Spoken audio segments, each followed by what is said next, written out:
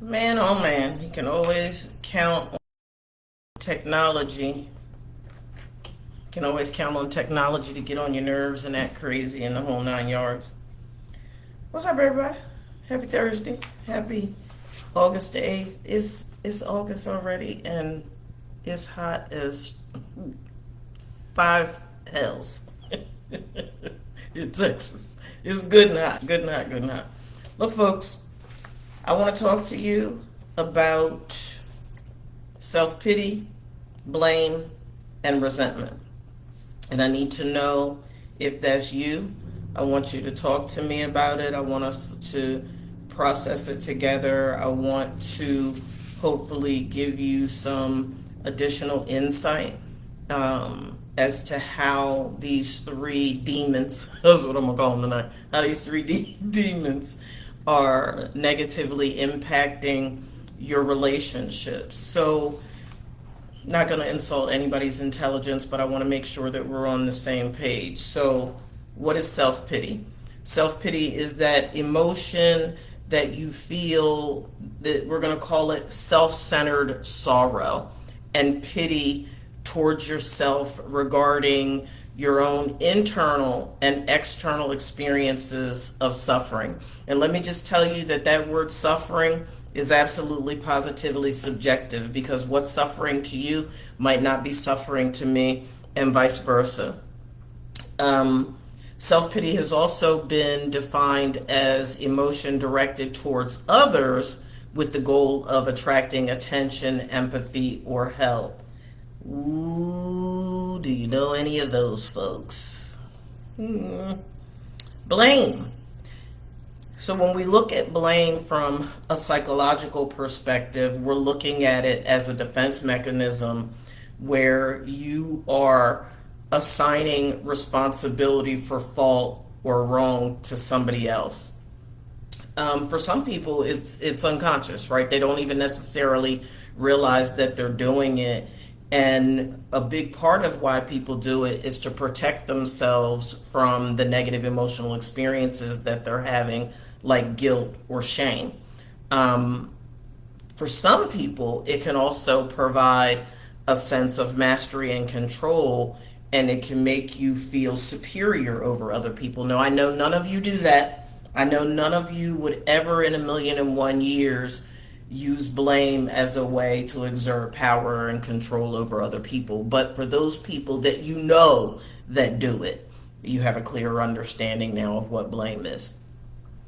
When we look at resentment from a psychological standpoint, resentment can be really complex. It can be a reaction that you have to being mistreated or wronged, or let me just clarify this because this one's really important too. Your perception of being mistreated or wrong. And it can be described as a combination of anger, disgust, and disappointment, and can also be linked to feelings of annoyance, shame, and a desire for revenge. Ooh, child, I could stay here all day and tell you about the folk that are harboring resentment and hatred and bitterness toward Dr. Pitts. But I'm not going to give that energy because that is their problem and not mine. So, anyway, moving right along. So, I mean, do you know? Do you know if you're harboring resentment? Do you know if you're harboring self pity? Do you know if you're playing the blame game? You should know. But one of the problems that people so often run into is they're living life in a state of denial. And I'm not talking about the river. They don't want to acknowledge it. You know what people will say? They'll say things like, "I just don't f with you like that. I don't get down with you like that. You know what? I don't have time. I'm not." Those sorts of conversations, or those sorts, excuse me, of narratives. But what's hidden behind the emotional cutoff is resentment, blame, and for some people, the self pity that they have. They're always the victim, right? But we're going to get more in that in a minute. So I'm going to help you to analyze a little bit, to help you to get real with you about you. What are some signs that you're harboring resentment? And the reason why it's so important for you to be honest with yourself, you don't have to be honest with yourself for me. I mean, people lie to me all day, every day. I'm a therapist, I'm not tell you. But you need to be honest with you because you've heard me say time and time again, the first step to recovery is admitting that you have a problem. And you cannot heal, you cannot conquer what you're unwilling to acknowledge is even a problem in your life. Resentment, self-pity, blame are all experiences that can sabotage your relationships. For resentment in particular, though, I want you to keep in mind that it can lead you down that path of unforgiveness. It can hinder your ability to let go of things. And what it ends up doing, and you've heard me say this time and time again, it causes you, without even realizing it, to relinquish your power to the very people that you're harboring resentment against. And there's a lot of different things that can indicate to you whether or not you're a resentful person. You're having recurring negative feelings about the person or the situation or the circumstance.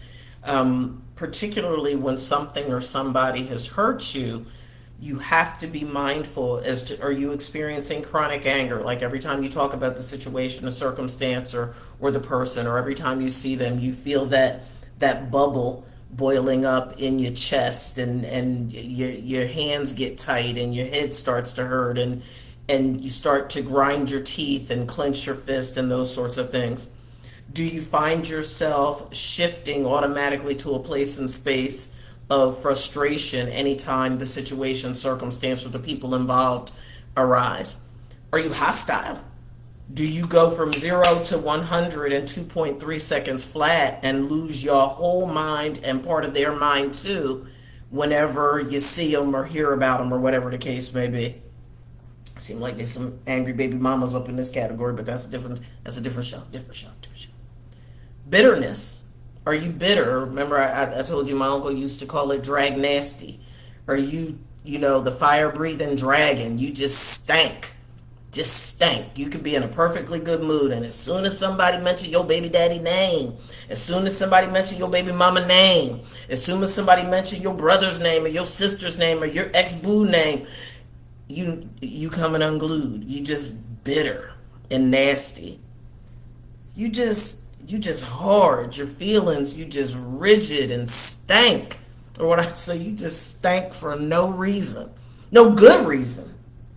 Because there's no good reason to harbor resentment. I know people will argue me down about that, but I'm just saying, it's here, and you choosing to relinquish your power to whoever it is you're harboring all this resentment against.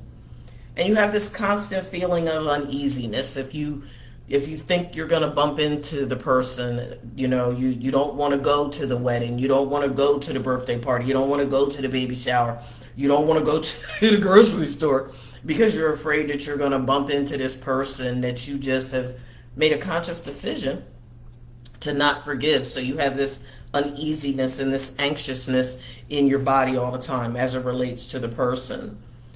You really struggle to stop thinking about the situation, the circumstance, the people, or the event.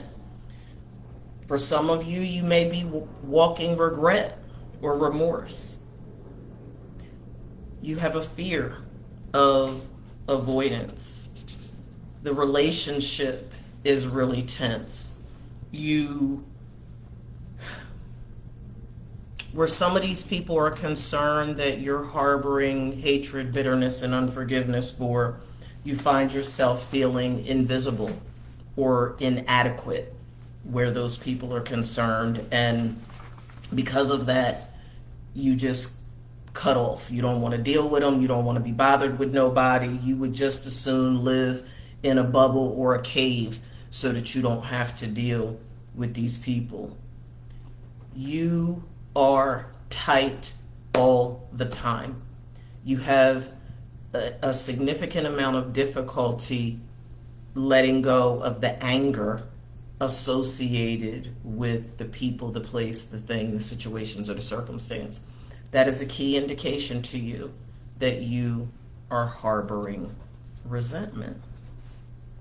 Now, what about self pity? Now, if I had to pick between the three, blame, self pity, or resentment, I mean, all of them are very, very, very, very damaging to your sense of self. They're damaging to your relationships. They're damaging to your life experience. They're damaging to your overall quality of life when any of those three things or all of them are present in your life. So, what's an indication that you have the pity pot stamped on your butt, your forehead, your back? You got a t-shirt saying self pity or us. You know what self pity is rooted in? Low self esteem. You're always the victim. Somebody's always saying something to you, somebody's always doing something to you. The sun is shining and you're going to look 3 miles away and find a rain cloud. You have the ability to find negativity in virtually every area of your life, and the world is against you. If it wasn't for bad luck, you wouldn't have none. You can't catch a break. God don't love you. Your dog don't love you. Your friends and family members don't love you. You're just walking pitifulness. But a big part of that is because you have low self-esteem. You're dealing with low self-worth. You don't even see the value in yourself. Therefore, you have a hard time believing or even accepting that other people could see the value in you. You believe that you have this bullseye on your forehead and your back, and you're convinced that it's bad, it's going to always be bad, you can't catch a break, nothing good is ever going to happen to you, everybody's out to get you. And you know what? You're angry. You're angry and you're frustrated and you're feeling sorry for yourself, whether you make a mistake or life happens and you face a problem or whatever the case may be. And you, in essence, you can't get out of your own way. What about the blame game? Are you somebody who you're projecting, you're transferring, you're externalizing everything in your life without recognizing that unless you were in a situation where somebody put a gun to your head and required you by force to do A, B, C, D, E, F, or G, you actually have some say-so in the things that are happening in your life. And it's easier for you to point the finger than to acknowledge the role that you played in the situations and circumstances within your life. And I will tell you, it's hard. It's hard for some people to take responsibility and accountability for the condition of their lives. But you're doing yourself a disservice if you're constantly pointing the finger, if you're constantly denying the role that you played in the situation or circumstance, if you are constantly excluding or marginalizing people because you have this distorted belief that those people over there, that person over there, they're to blame for the condition of your life. Now, I want to spend a minute here because this one, particularly in relationships, you've heard me say time and time again, I love working with couples, right? So I want to zero in on couples for a minute.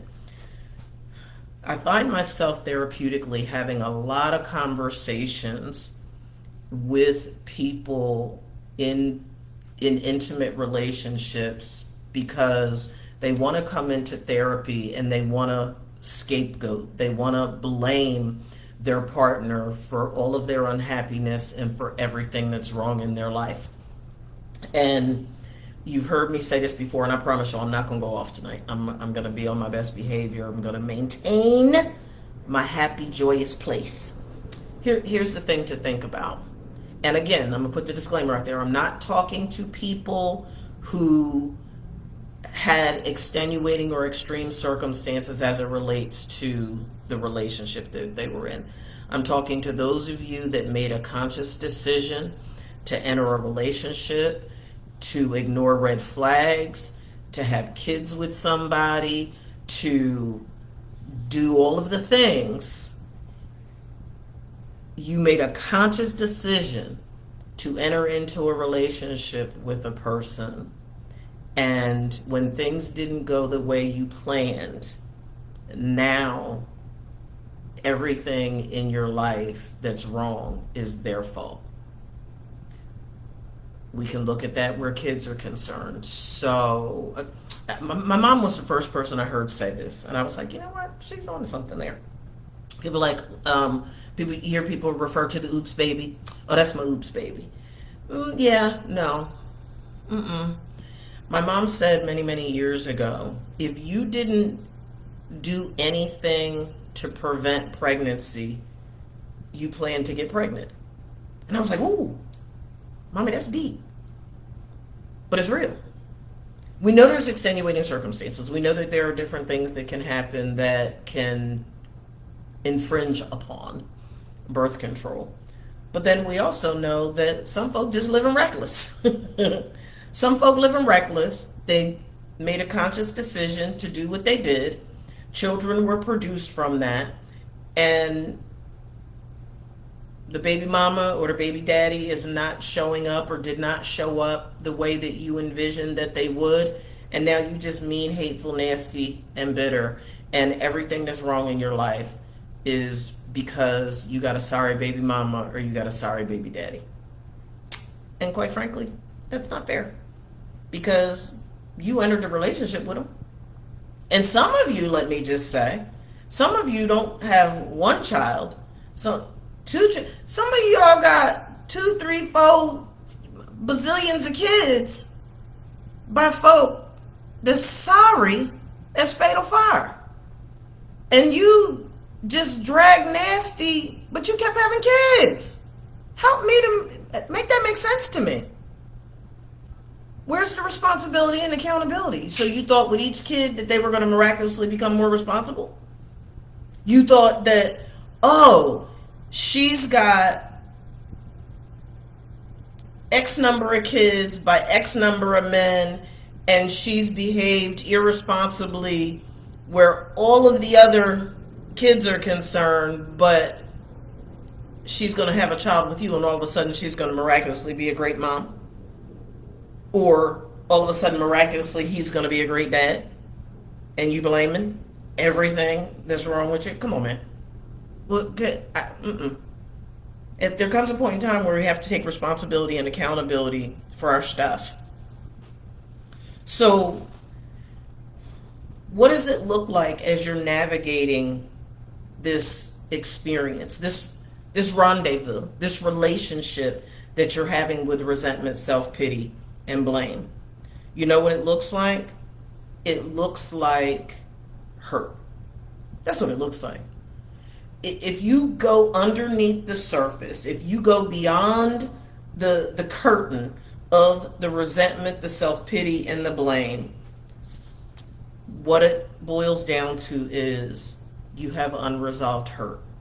Some of you, I might even go as far to say you have unresolved trauma, and you have not dealt with it, and it's manifesting itself in your life in the form of one of these 3 things that's sabotaging how you feel about yourself, how you feel about other people, how you feel about your life.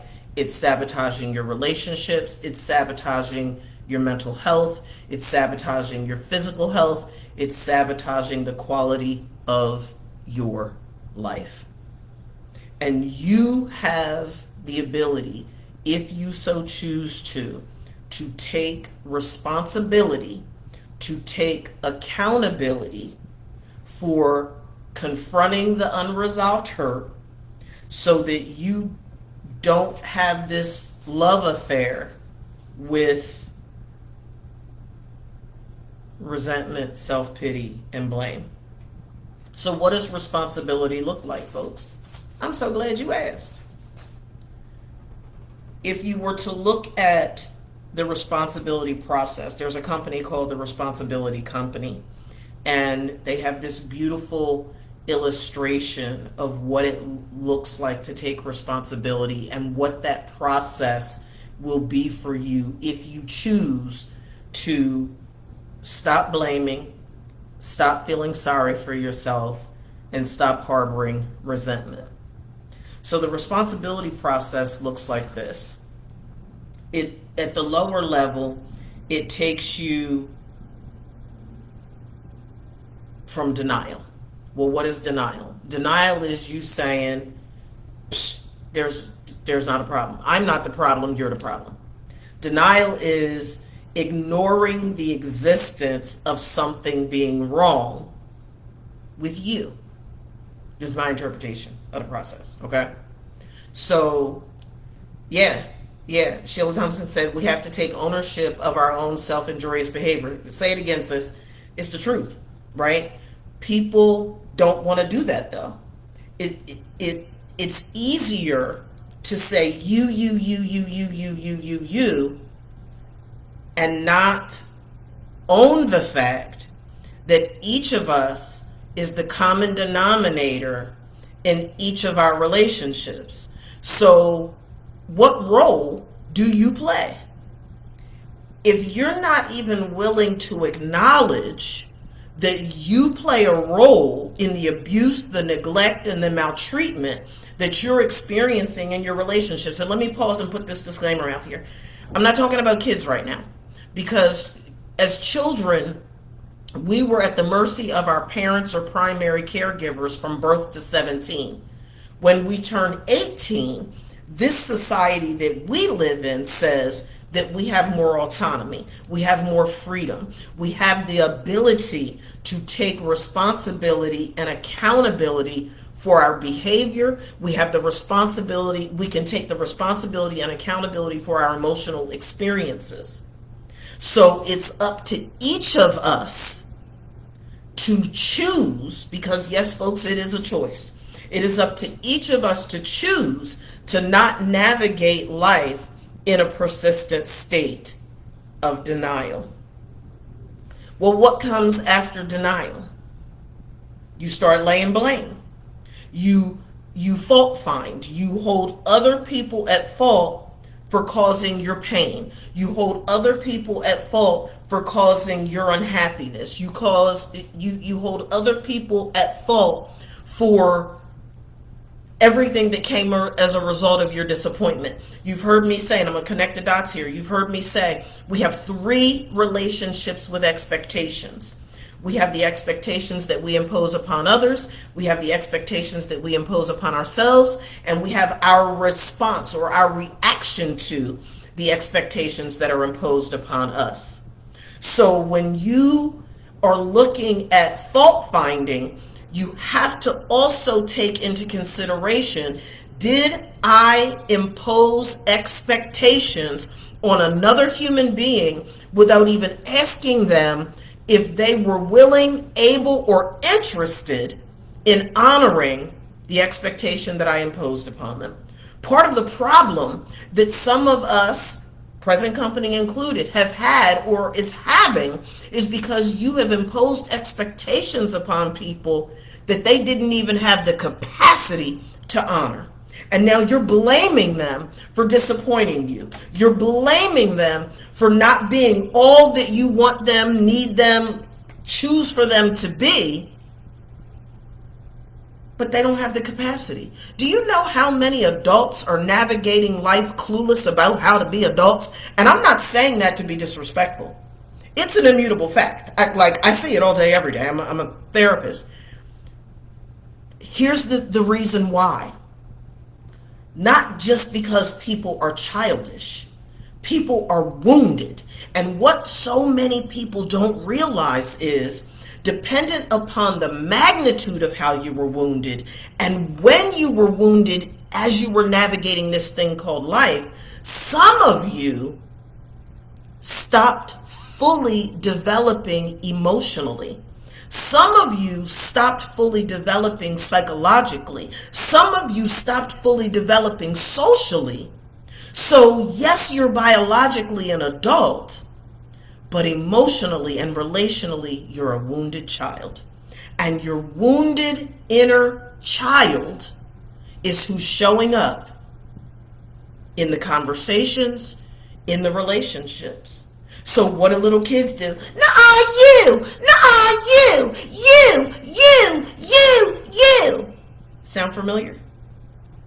Think about it. Take a step back. Take a step up. Elevate go from the dance floor of life up to the balcony of life, because it's up there that you get this clearer perspective of how you're showing up. Some of you are having these knockdown, drag out fights with your partner, with your kids, with your parents, with your siblings, with your co-workers. And you know what it looks like? A kid's fight on the playground. That's what it looks like. The bitterness, the resentment, the blame. Nuh-uh, you did it. You said it first. I said you better not tell you. I ain't gonna have you did. You know how we do. Get to clicking the nails. Saying little slick stuff. Are you 5? Are you 35? Are you 45? Are you 55? Why are you rolling in the gutter? Why are you rolling around? You remember those fights on the playground? We was in elementary school on the playground. They rolled down the hill in the dirt, dust flying. What do you call it? The recess aid that they trying to break the fight up, and you kicking and all this craziness. Don't nobody want to take responsibility and accountability. But part of this process also includes shame. When you lay blame on yourself, it's your guilt. But some people don't want to sit in the ick of that. So they project and they transfer and they make it somebody else's fault. One of the things that I do that I honest to God, I believe it makes people uncomfortable sometimes, is I am so vulnerable and transparent when it comes to my junk that I believe it causes my light to shine a little brighter. And here's the thing about light. When you're someone who is okay with your light shining and you walk in a dark room, you illuminate people's stuff. And shame causes you to want to stay in the dark. Shame causes you to want to not own whatever it is that's transpired. Shame will cause you to wallow in guilt. But then when something happens to cause it to bubble, rather than sit with it, rather than own it, rather than allow God to heal you and to deliver you, because the Word of God says, therefore there is now no condemnation to those who are in Christ Jesus. Behold, you're a new creature. But some of you are so consumed with the shame of the mistakes that you've made, you won't allow yourself to walk in the fullness of healing. And oftentimes, your shame is projected and transferred onto other people, when in reality, you're really mad at yourself. But you won't acknowledge that. So other people, in essence, are paying for your pain. Then you quit. You'll throw your hands in the air. There's a term that we use clinically. You'll emotionally cut off. You'll separate from everything and everybody because it's easier for you to quit and walk away and pretend like you don't care. Pretend like it ain't about nothing. Pretend like they don't matter to you. You know, I don't care. I don't care. I don't care. To me, clinically, the moment somebody says, I don't care, that tells me you really do care. You're in denial about the fact that you care. I would even go as far to say as you're pissed off about the fact that you care. You are so sick and tired of being sick and tired, and you hate the fact that you care. So you quit. You allow the shame and the hurt and all of the negative experiences that comes with all of this unresolved ick to cause you to give up. And here's the part that I think that people don't get. You think that you're giving up on the person. You think that you're walking away from the relationship. But there's a part of that puzzle that also says you're giving up on you. Because what you're doing is you're hindering your own ability to assert yourself in healthy ways, to resolve conflict and problems in healthy ways. It's easy to quit. It takes work. And I'm not suggesting for a moment that you allow anybody to abuse, neglect, or mistreat you. I'm not saying that. You have to have boundaries in your relationships. But if you're that person that every time there's a rift in one of your relationships, you're off to the races, that's an indication to you that you're not taking responsibility and accountability for your contribution to the rifts in these relationships. Everybody is not out to get you. Everybody's not picking on you. Everybody's not extra. Everybody's not toxic. Everybody's not fill in the blank. What role do you play in all of this discord in your relationships? I learned a valuable lesson many years ago, particularly when it comes to relationships. You can quit. You can be that, you hear me talk about the insecure attachment styles. You can be that dismissive, avoidant, insecure person.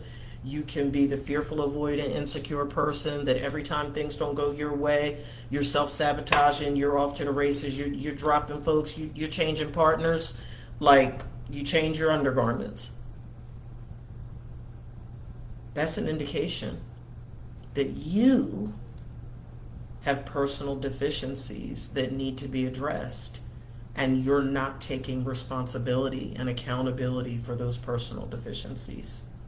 And what's going to happen, here's the lesson piece. That repeated, broken cycle of conflictual relationships will continue. It will continue because you're the common denominator, and you're taking you with you in every single relationship that you've been in.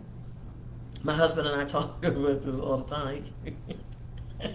He says, he's convinced that he has a weirdo magnet. And I said to him, when he said that to me, I said, well, maybe you do. But you have to look deeper and find out what's going on with you that's leading you to create this magnetic draw to people that he defines as weirdos. It's like, what's in it? And it's like, ding, ding, ding, ding, ding. And there's some things that he had to sort out and make sense of. And he was able to do that. He was able to do it because he was willing to do it. And that's what I say to each of you. You cannot begin your healing journey if you won't even acknowledge that there are things that you need to heal from. You cannot resolve your personal deficiencies if you're not even willing to acknowledge that you have personal deficiencies. It's not somebody else's fault all the time. And even if there are situations and circumstances that legitimately are someone else's fault, what role did you play? How were you even in a position to be able to fall victim to that negative behavior that they demonstrated that hurt you? Did you ignore any red flags? Are you one of those people that thinks that because you share the family tree with somebody that that gives them a license to abuse, neglect, and mistreat you? Do you think that because you've been friends with Keita and them since kindergarten that means that at 35, 40 you still got to be friends with Keita and them? You are going to have an opportunity every day of your life to look in the mirror and to self-check. How are you showing up? What role are you playing? You have to recognize that you have an obligation to yourself, first and foremost, to be the strongest, healthiest, best version of yourself that you can be. You have a responsibility to do what you should do instead of what you want to do. I know you've heard that saying before. Do what you have to do. Do what you're supposed to do so that you can do what you want to do. But if you flip that, if you do what you want to do, then it undoubtedly will compromise your ability to do what you should do, to do what you need to do what you have to do. Your obligation in being the strongest, healthiest, best version of yourself that you can be will be instrumental in helping you to take responsibility for you and your experiences in life. And when you do that, you take your power back from self-pity. You take your power back from resentment. You take your power back from blame. You don't have to be hardwired to do or be any of these things. You get to rewire you. You know how you rewire you? By the conditioning of your mind. How are you seeing yourself? How are you seeing your life? How are you choosing? I know people get sick and tired of hearing me say, Dr. Pitch, you make it sound so easy. I never said it was easy. I said you were worth it. You are worth making choices that are going to serve you well in a healthy way. You are worth breaking the cycle of repeated, broken, and conflictual relationships due to your personal deficiencies. So if your personal deficiencies are resentment, self-pity, and blame, let's talk about what do you do to deal with them. Let's talk about the resentment piece first. You've heard me say often, my encouragement to you is to meet others in a place of common humanity with an open mind and an open heart. But also in that place and space of common humanity, I want to encourage you to practice self-compassion. Be kind to yourself and avoid judging yourself harshly. Here's the connect the dots piece. When you can show yourself compassion and you can stop judging yourself harshly, believe it or not, it makes it easier for you to stop judging others so harshly. what you feed grows. If you're judging yourself harshly, if you're lacking compassion for yourself, it becomes really easy for you to treat other people the same way. So you have to practice. You also have to identify the true source of your pain. Identify the true source of your resentment. And I'm going to say it over and over and over again. You have to realize that it is a very strong possibility that you are a part of the problem. Try practicing some gratitude. When I think about, and y'all know I go off, and I promise I'm not going off. Y'all know I go off when it comes to hateful baby mamas. I can't stand it. It grates on all my nerves at the same time. And one of the reasons why it bothers me so much is because there really are some less than desirable fathers out here and some less than desirable mothers. So when you have a co-parent that might not check off all of the boxes of co-parent of the year, but they want to be actively involved in the lives of their children, and they're not engaging in any form of abuse, neglect, or maltreatment, you're doing your children a disservice by harboring all of this resentment and blame and self-pity. And oh, by the way, you're teaching your children that it's okay to behave that way. You're putting into action a multi-generational transmission of dysfunctional behavior.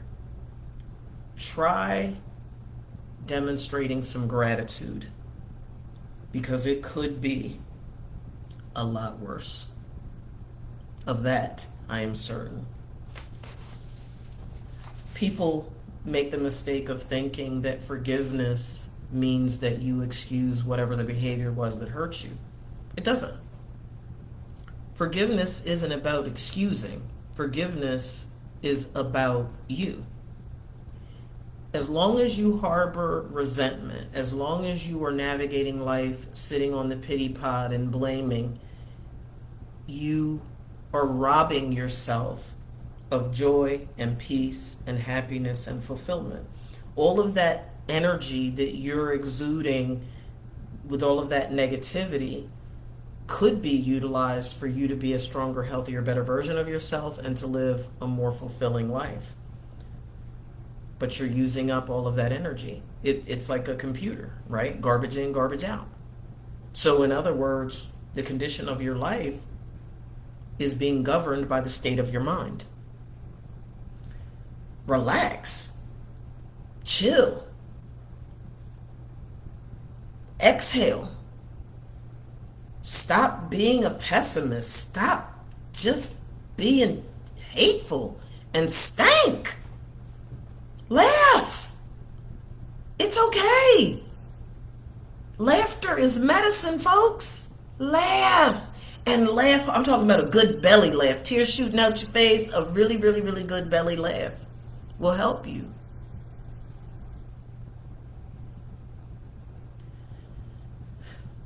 One of the exercises that I encourage my clients to do to help them to release resentment and unforgiveness is I have them to write down the person that they're harboring resentment against. And then I have them write down every single solitary thing that the person has ever said or done that has hurt them. And then I have them go back and write down every positive attribute about the person that they can think of. And let me just say that activity requires you to be an adult and not a petty, petulant child. Because oftentimes what happens is you will find that you made a conscious decision to disregard everything that's good about the person that you picked. And do they have work-ons? They do. Do they have some things that get on your last nerve? They do. But at the end of the day, in many, many, many cases, the good that's in the person far outweighs all of the stuff that you've been kicking their back in for the past 17 years. But you wouldn't know that because you're miserable and hateful and nasty and you're the walking wounded.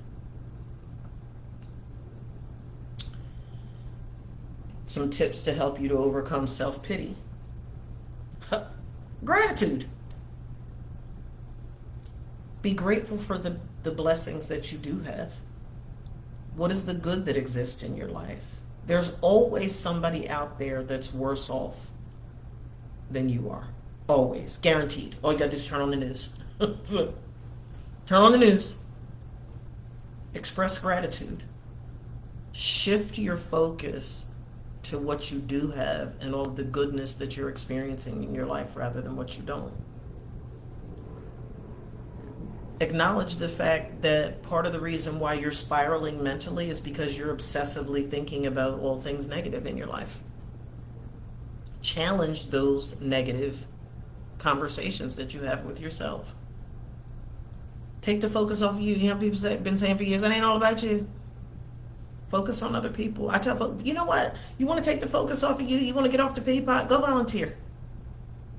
Go to the VA and spend some time with our wounded veterans. Go to an assisted living facility and read a book or play a game with the elderly person whose family threw them in the nursing home and forgot all about them.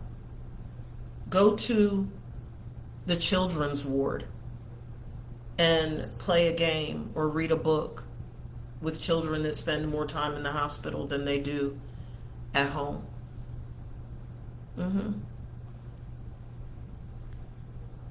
Meditate. Learn how to still your mind and focus your thoughts.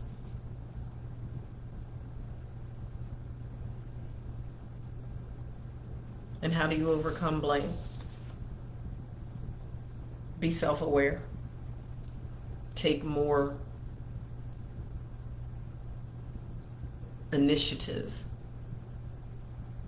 to look in the mirror. Be more intentional in recognizing your thoughts and your feelings and be honest with you about you. Because I told you, a lot of you are really, really mad at yourself. You're really, really, really, really mad at yourself, but you go into attack mode. You become no disrespect, you become a junkyard dog, emotionally and verbally, but you're really mad at yourself, but you can't punch yourself in the face and you don't stand in the mirror and cuss yourself out. So you hurl insults and say all these horrible, mean, nasty things about somebody that you once cared about or had some degree of respect for. Same thing. Focus on others. Take responsibility. Practice empathy. Shift your perspective. Forgive, forgive, forgive, forgive, forgive, forgive, forgive. You can journal if you want to. It'll help. What I'm saying to you folks is this. Self-pity, blame, and resentment will sabotage